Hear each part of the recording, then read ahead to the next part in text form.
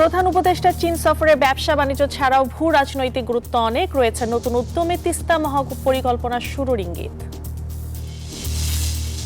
শেষ মুহূর্তের কেনাকাটায় এখন প্রসাধনী মেহেদি জুয়েলারির দিকে নজর সবার। ক্রেতারা ভিড়ছে বসুন্ধরা সিটিং কমপ্লেক্সে। পর্যটকদের বরণে প্রস্তুত খাগড়াছড়ি পর্যটন কেন্দ্র। ব্যস্ততা বেড়েছে, কর্মীদের নিরাপত্তায় নেওয়া হয়েছে বিশেষ ব্যবস্থা।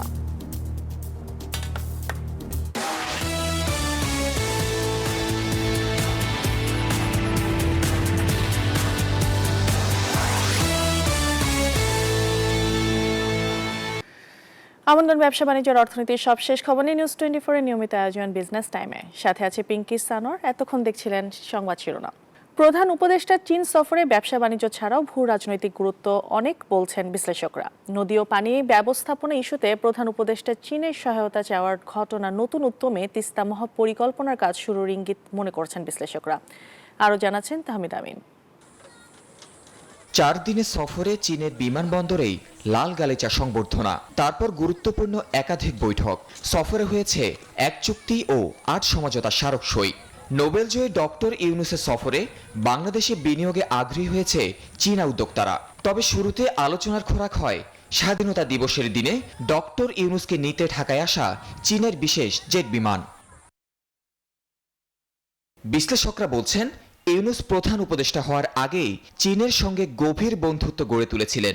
আমি দেখব আমার স্বার্থ আমাকে কে সাহায্য করেছে, তো সেই হিসাবে আমার মনে হয় চীনের সম্পর্কটা একেবারেই ধরা উচিত যে আমার লাভবান আমি লাভ করছি কিনা। চীনের সাথে হওয়া আগের তিস্তা মহাপরিকল্পনার সমঝোতা স্মারক নতুন করে গতি পাবে বলে মনে করেন এই বিশ্লেষক। যে ভারতের সাথে যে শেয়ারিং এর কথা বলা হচ্ছে, সেই শেয়ারিং আর হতে যাচ্ছে না। যদি চীন আসলেই যদি এখানে ইনভেস্ট করে, তাহলে আমি মনে করি যে সে একটা নির্বাচিত সরকারের সাথেই করতে চাইবে, কারণ যেহেতু ওটা একটা মেগা প্রজেক্ট। ভূরাজনীতির সমীকরণে রোহিঙ্গা সংকটের সমাধানে চীনকে বড় ফ্যাক্টর মনে করেন সাবেক রাষ্ট্রদূত ও নিরাপত্তা বিশ্লেষক মেজর অবসরপ্রাপ্ত ইমদাদুল ইসলাম। চীন বাংলাদেশকে মিয়ানমারের সাথে আরও বেশি করে এনগেজ হওয়ার জন্য, আরও বেশি করে সেখানেই অ্যাপ্রোচটা করার জন্য এক ধরনের পরামর্শ দিয়েছে। সেটা যদি হয়, তাহলে আমি বলবো যে রোহিঙ্গা সমস্যা যেই তিমিরে সেই তিমিরেই রয়ে গেছে।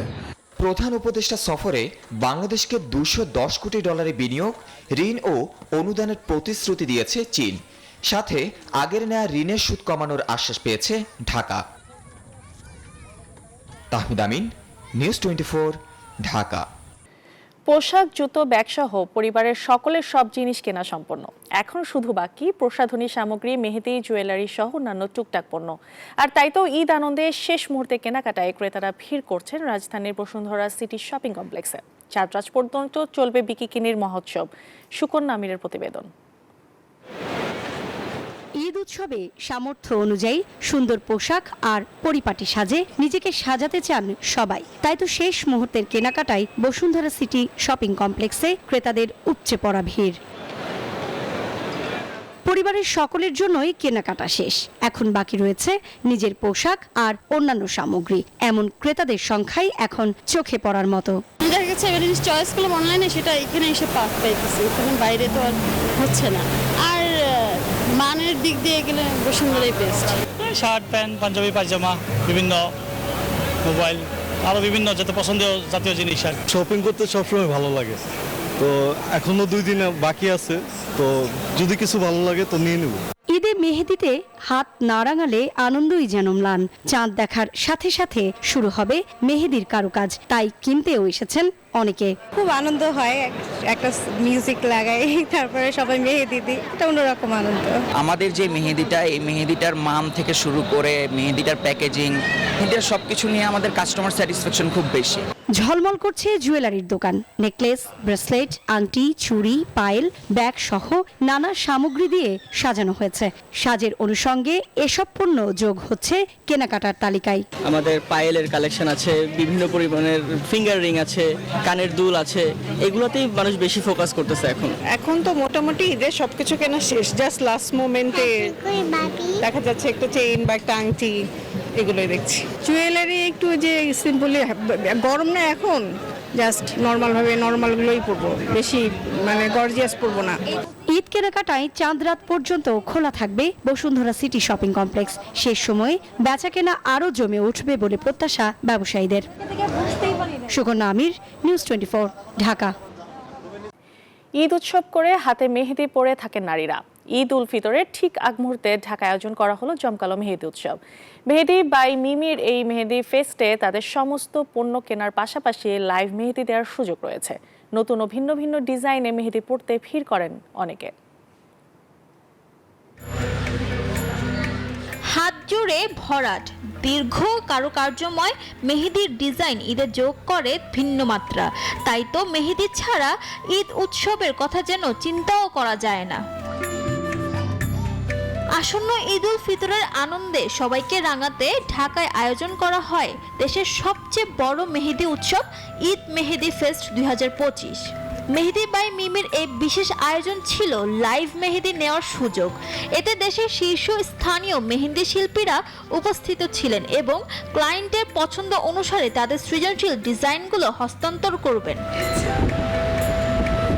মেহেদি বাই মিমি এর প্রতিষ্ঠাতা তানজিলা আক্তার মিমি উক্ত অনুষ্ঠানে উপস্থিত ছিলেন। জানান, অভিজ্ঞ মেহেদি শিল্পীদের মেহেদি ডিজাইনের কারুকাজ নেয়া ও তাদের তৈরি অর্গানিক মেহেদি ব্যবহার করাই এই অনুষ্ঠানের লক্ষ্য।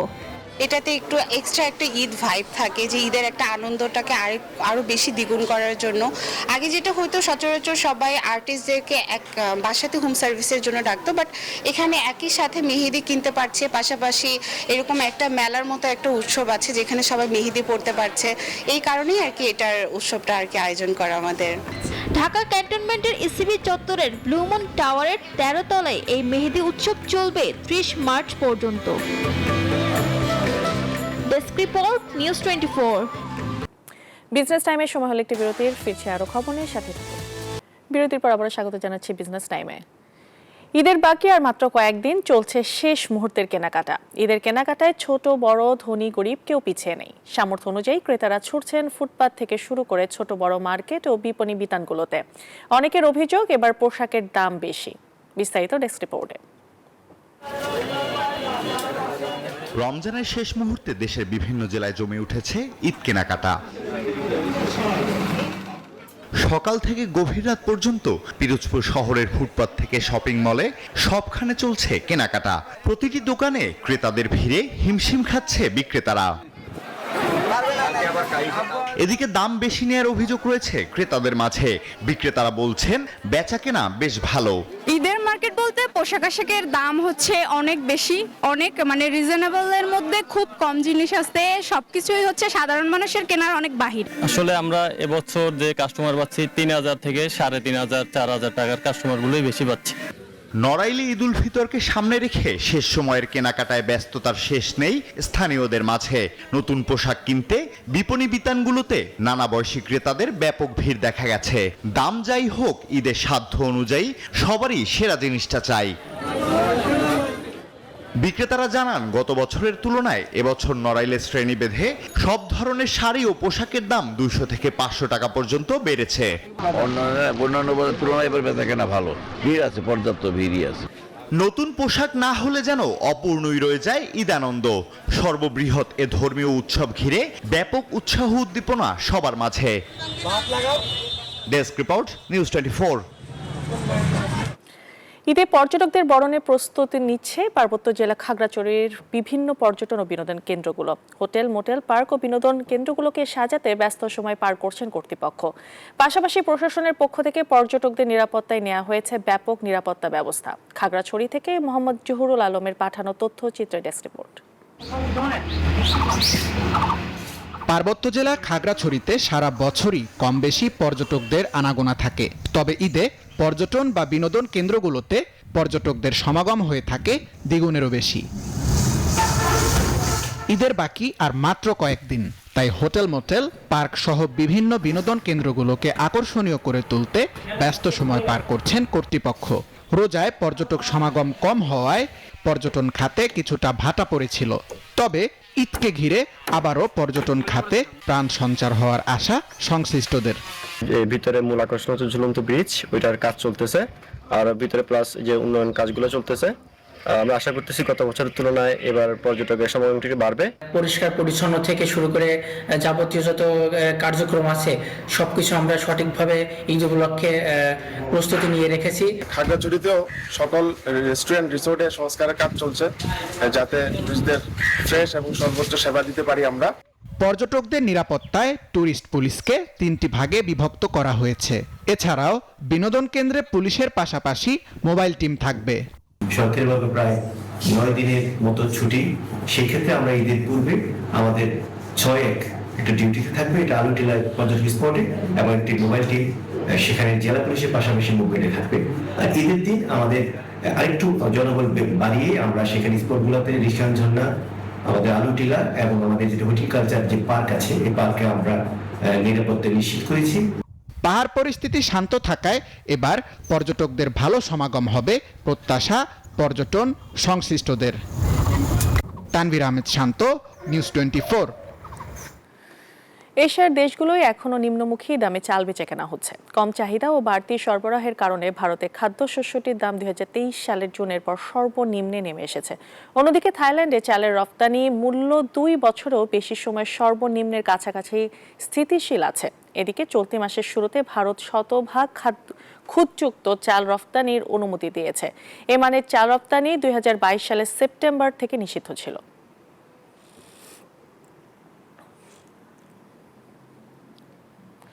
আর এই ছিল বিজনেস টাইম এখনকার মতো আয়োজন। এতক্ষণ সাথে থাকার জন্য ধন্যবাদ।